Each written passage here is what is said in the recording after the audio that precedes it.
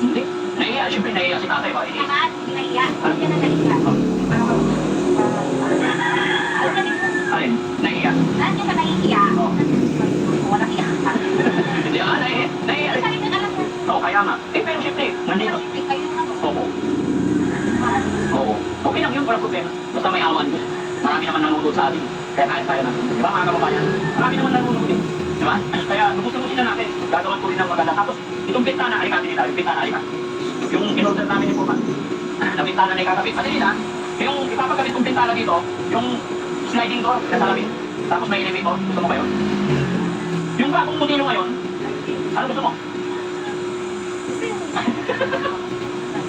Sliding door, yung salamin pa. Oo.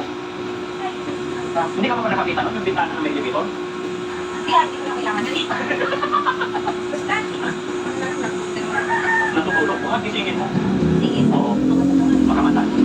Nakainom ka ng gamot natin. Okay, meron pa sabihin tayo mga kapagbalat na. Kasi pagka siguro pag naubos pagka pasyal tayo ulit kay sa Makati. Kaya ito lang, namitis ka niya. Yun na naman. Ikaw naman. Pogi naman yun ah. Pogi na yan. Hindi. Pinoy yun. Ah. Oo. Kaya ito, kunting ayos na lang dito, no? Hindi na makakalabas tong kama mo. Dito na lang talaga to. No? Oo, yan na lang. Tsaka pag naayos na to, tutulungan ka namin para mag-ayos sa kapaligiran. No? Tutulungan ka namin magkamalala. Kaya huwag mong problemahin yung mga pagkaibagay. Tingnan mo, kunti-kunti na nagiging maliwanag, di ba? Saka hindi ka na matulog. Kuryente. Eh, ano mo naman ang Pilipino? Yung metro. Oo, ikakabit na dito. Kung saan magkakabala na yung forman. O, kung saan. Para pag natapos to, itong magyar na to, kakasipag ko na yun. May iwan na mga oh. Oo, tingnan natin yung dito. Bakit? Bakit may nakaano? Okay lang? Oo. Oo naman ako, ikaw. Gagawin natin yung maganda ka. Wala naman. Kabalik ka lang pa. Hindi ah, ikaw naman, diba? Tingnan mo nga yung buko, pangit ka ba eh? Alam mo, wala namang pusak mo dun. Ha? Ang hirap ang parang buong. Kaya nga, tingnan mo maganda oh. Kulay mo doon. Pakataga. Oo. Ha? Hindi ko na. Kulay kagat ba? Oo, bakit nagbuhan mo? Nara. Oo, tingnan mo doon. Oo. Ano maingay? Siyempre hindi ba nakakabit yan? Pero pag may kapit na yan, okay. Yan. Oo, very good. Ganda. Kaya hindi na makapagit yan. Dahil hindi na hindi na taputan yung mga tao. Pag kita. Dalawang kwarto yan mga kababayan. At least, no? Tsaka lang natin mga kababayan basta gagawin lang ni Daddy Frankie lahat ng aking mga kaya. Dahil namin sinabi salamat sa lahat ng nanonood dyan. No? Diba nila? Thank you tayo kay God Daddy, ano? Okay na. Yung chicken, sino marunong magluto? Pwede sige. Yung manok na chicken. Ito na. Bigyan natin kaya tinita. Kaya pinadapdap ko natin dito para may pagka. Sino? Nakita kayo? Kahit na mainit yata kayo ah. Napansin mo siya? Ano ba yun? Napansin ko ako. Magaling tayo. Magaling tayo. Ay, nakakala mo ito ng paliko. Oo. Eh, pati. Upo ka dito kaya, dito. Hawakan mo yung ano, bigyan mo. Ayan, upo kayo. Yung mga senyor, upo namin. Ayan, tapos ito na lang, pagka ano natin, tutulungan ka namin bagay. Dito, gawin natin ang kusina na ito. O, ano ko pa, no? Oo. Paano? Magdali mo ba maganda? Kaya ko sila. Huwag mo silang isipin. Ito, tulong ko sa'yo. At kapag itinulong natin, walang ano yan, walang iniisip na masamaan. Oo. Kung may isipin yung mga ito.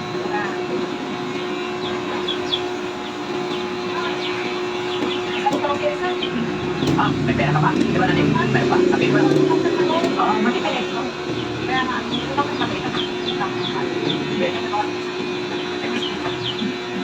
Ano sabi ng mga tao? Nakita na nila sa bahay.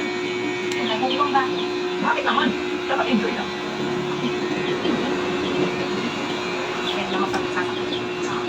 Bakit may sinasaktan ba tayo? O yung pala yun? Bakit na tayo? Ano? Dapat pinakala ko lang tayo kung parang manaway-away tayo. Huwag tayo mag-away. Pinakamayaman yung pinakamayaman. Sino naman pinakamayaman? Sana?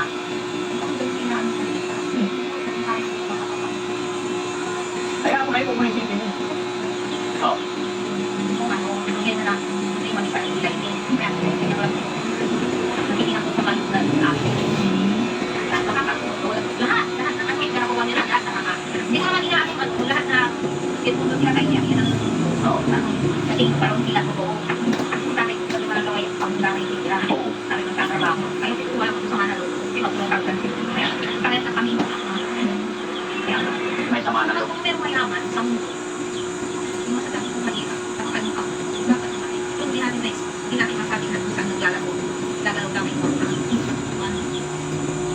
Basta importante dyan natin nila.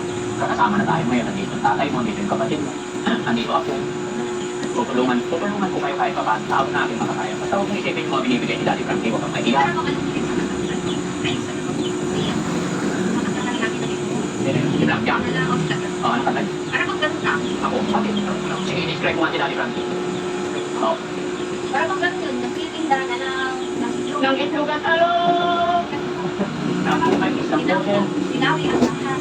Baka yung panda ko. Kita? Oh. Para kung ganun. Hindi naman ako pumabawi. Hindi, nasabi ko lang. Kung ano atin nila.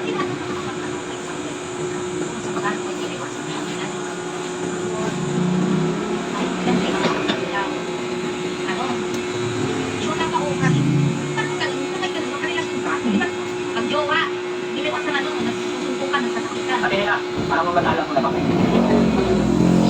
Oh. Inisip mo atin nila. Atin nila, ito sa kami.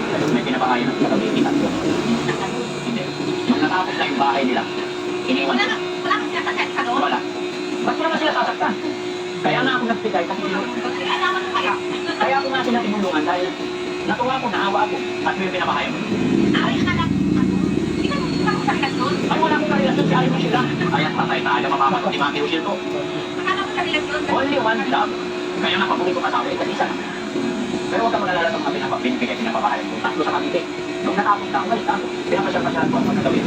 Dito sa Kapayak, sa bundok na yan. Pinapasyal-pasyalan ko lang sila. Sino ka? Oh, alam mo na, meron din. Oh, meron. Tatay John.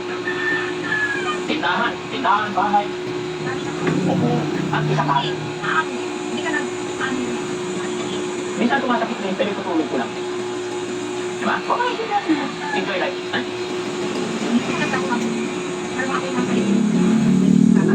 Naisip ko ako sa tatay. May, sige. Sige. Dahan-dahan ipaliwanag mo kung ano man. Hindi.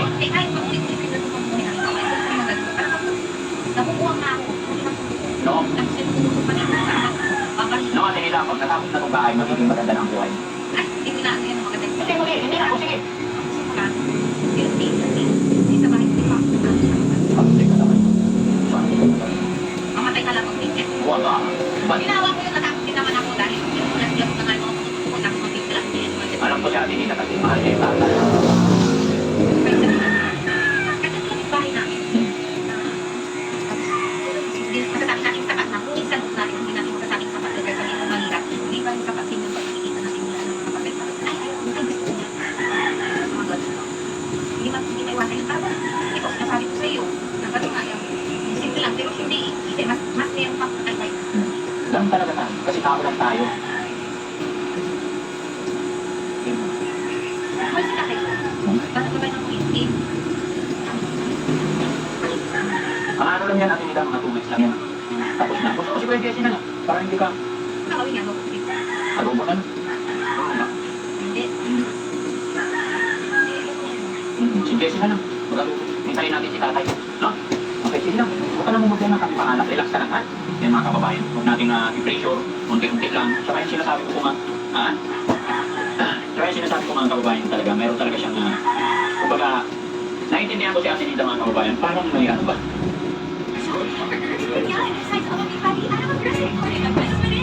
I got different white shirts. One.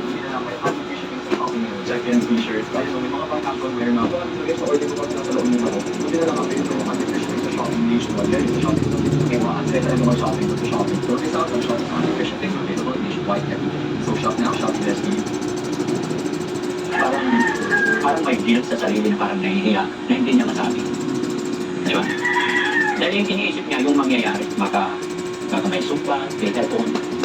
Paano ko yung mga sinasabi niya? Kaya yung pag-usap ko sa atin lahat mga kababayan, nandito po si Daddy Frankie sa sitwasyon sa lugar nila para tulungan, ayusin, para makatulungan. So yung sabihin, kailangan natin unawain na tayo. Di ba mga kababayan, hindi po pwedeng yung mga bagay-bagay kasi sila may problema, may pinagdadaanan. Hindi tayo pwedeng lumigil sa kanila, hindi pwedeng sila yung